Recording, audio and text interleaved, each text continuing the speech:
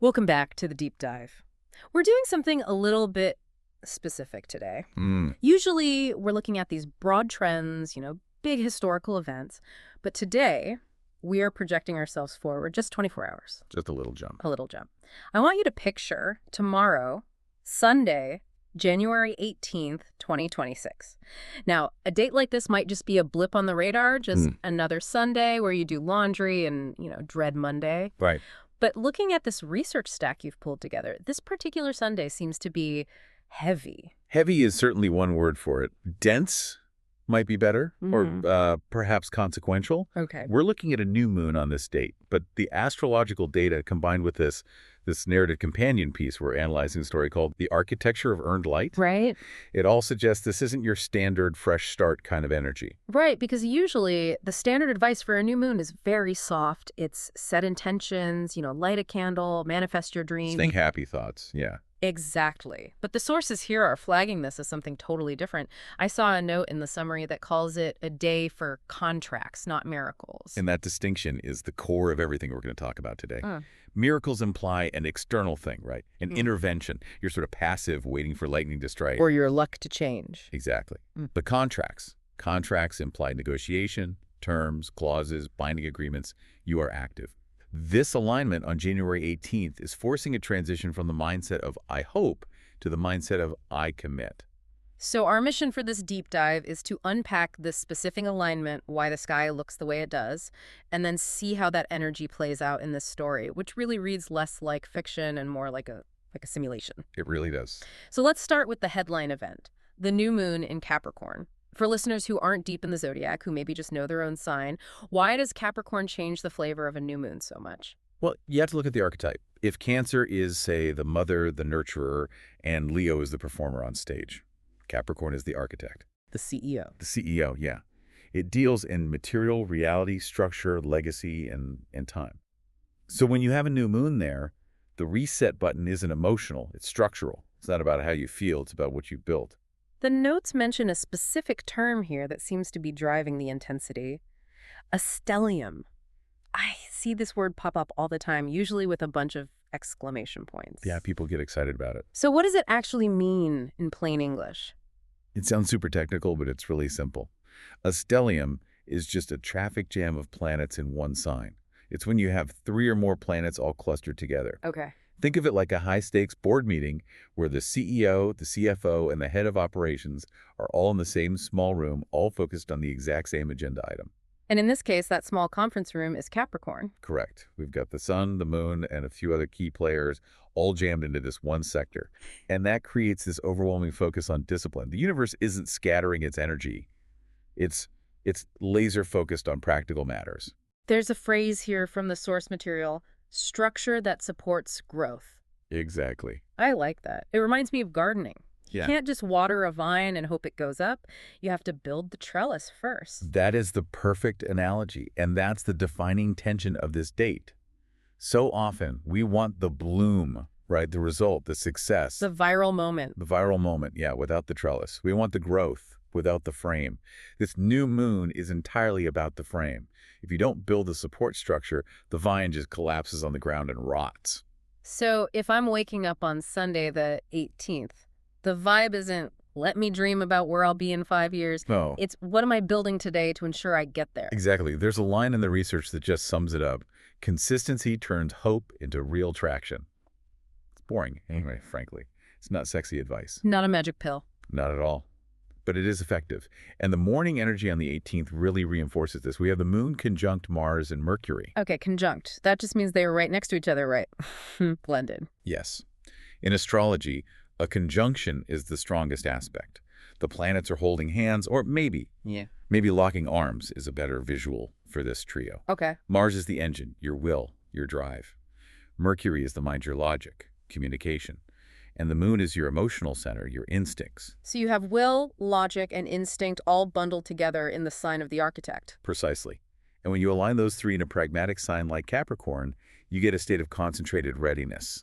It's the feeling of a sprinter in the blocks, but a sprinter who has also memorized the physics of the track. That sounds incredibly productive, but also a little intense, like someone who's had 4 espressos and a very, very rigid to-do list. It is intense. Yeah. But there is a helper here, a stabilizing force.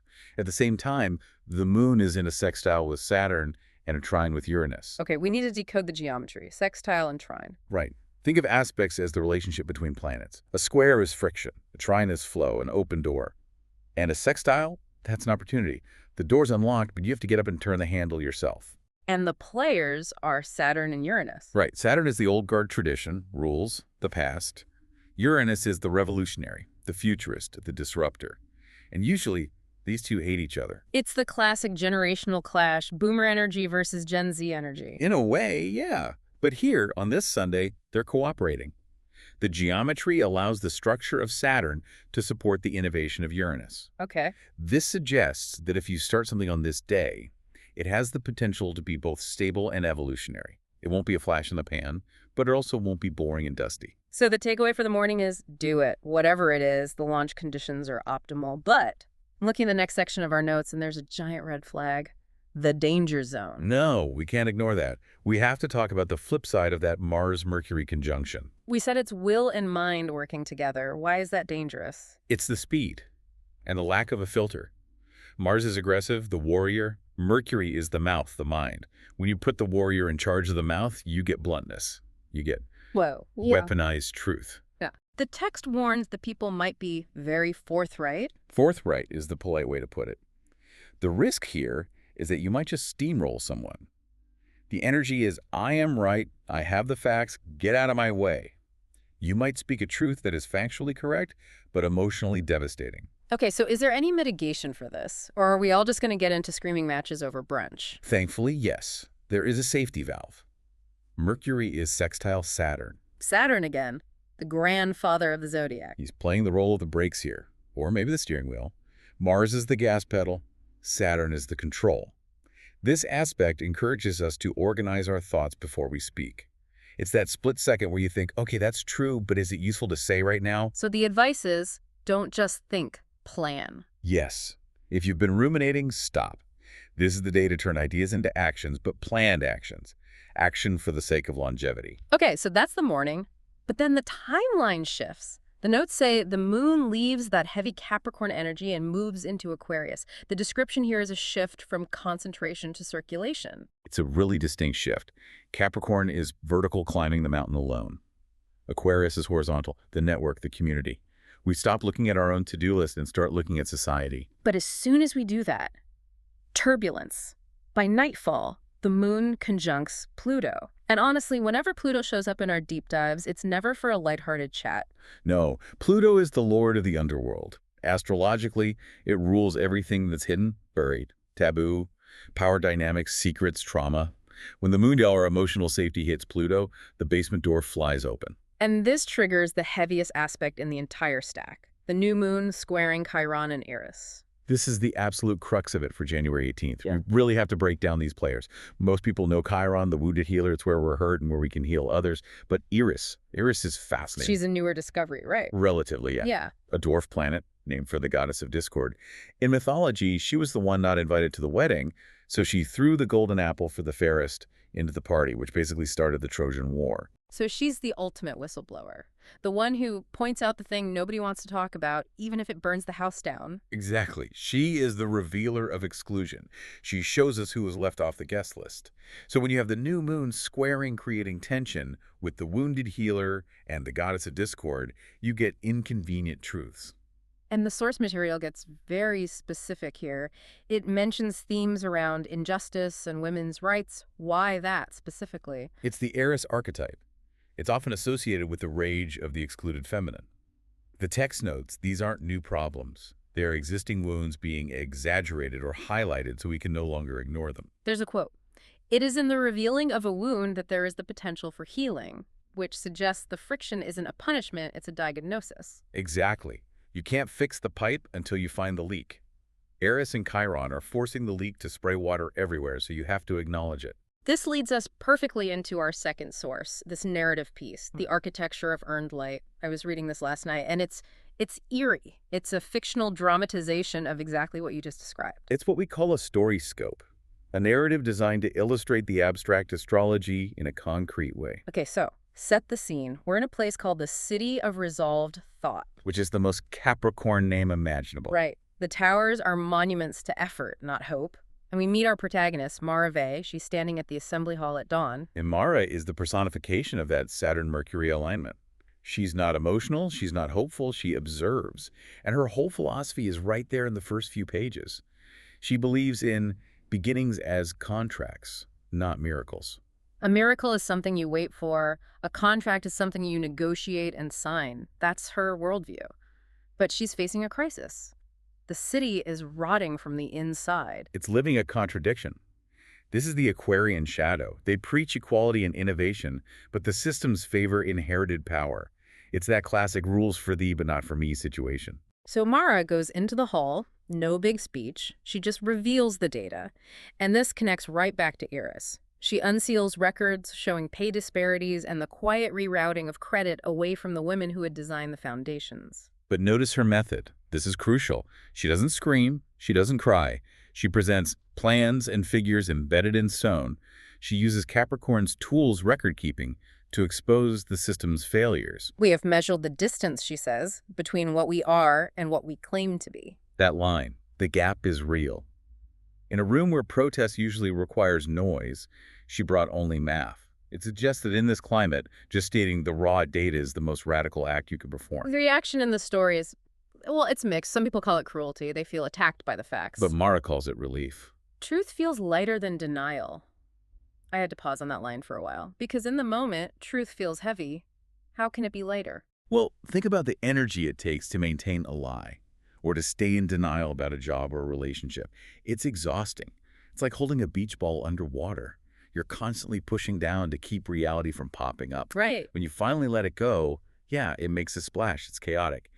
But you don't have to hold it down anymore. That's the lightness. But not everyone's ready for that. A young engineer confronts her. He's panicking. He says, "You are moving too fast." And there's that Mercury-Mars conflict again. The perception of speed creates fear. And Mara's response is maybe the single most important line in this whole deep dive. She says, "No, we are moving at the speed of consequence." The speed of consequence. I want everyone listening to just sit with that phrase for a second. It completely reframes how we look at sudden events. What does that actually mean, though? It means the engineer thinks the reveal is the action. But Mara is saying the action happened years ago. The injustice happened years ago. The cause was set in motion way back then. The consequence has been traveling toward them like a train this whole time. So just because they're finally seeing the train doesn't mean the train suddenly sped up. It means it arrived. Exactly. Physics doesn't care about your readiness. Karma doesn't care about your timeline. The engineer then argues that people are angry. And Mara redefines anger for him. She says, anger is the sound of thought colliding with reality. It's such a brilliant definition of cognitive dissonance.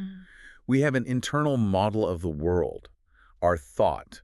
We think things are fair or competent or faithful. When reality smashes into that thought and shatters it, the noise of that impact, that's anger. So anger isn't necessarily a bad thing. It's just the sound of the illusion breaking. Correct. It's the sound of alignment happening violently. It's the snap of a bone being set. So does this story have a happy ending? Because this sounds like it could end in fire. It depends on your definition of happy. The text says the city did not become gentle. It became just. And that led to healing, but not the soft, fuzzy kind. No. It led to the steady application of reason to pain. This brings us right back to Chiron. Healing isn't always about soothing. Sometimes healing is setting a bone. You have to pull the limb straight, and that hurts. A lot. But it's the only way it heals correctly. Right, if you just put a Band-Aid on a broken leg, you're not healing, you're just hiding. Exactly. So if we zoom out and synthesize all of this, the astrology for January 18th predicts this collision. The story illustrates it. What does this mean for the person listening right now? How do you use this energy? First, I would say, audit your hopes. Look at what you're wishing for, then ask yourself if you have a contract for it. If you want a new career, have you built the schedule? If you want a better relationship, have you set the boundaries? Stop waiting for the miracle. And what about the dangerous communication we talked about? Don't shy away from those sober conversations. If there's a difficult topic you've been avoiding to keep the peace, you need to realize that peace is probably already fake. It's that beach ball underwater. But do it like Mara Vey. Yes. Competence over apology. Bring the data. Bring the plan. Don't just bring the emotion. If a secret or a trauma surfaces, and with Pluto and Eris, it might try to treat it as necessary data. It's like finding a crack in the foundation of your house. Finding the crack isn't the bad news. The crack was already there. Finding it is the good news because now you can fix it. Precisely. The bad news is the denial. The discovery is the beginning of the repair. And finally, that Mercury sextile Saturn aspect. This really is a day to organize. If you have a big idea, sit down and write the contract for it. The universe is asking for proof of your commitment. It wants to see the architecture, not just the light. Hence the title, The Architecture of Earned Light. Earned is the key word there. At the end of the story, Mara is looking at her city. The lights are burning steadily, and she realizes that hope can be passive. But earned implies agency. It's a much stronger feeling. Hope is waiting for good weather. Earned is knowing you built the shelter that can withstand the storm. You don't have to worry about the weather anymore. That is a powerful place to leave it.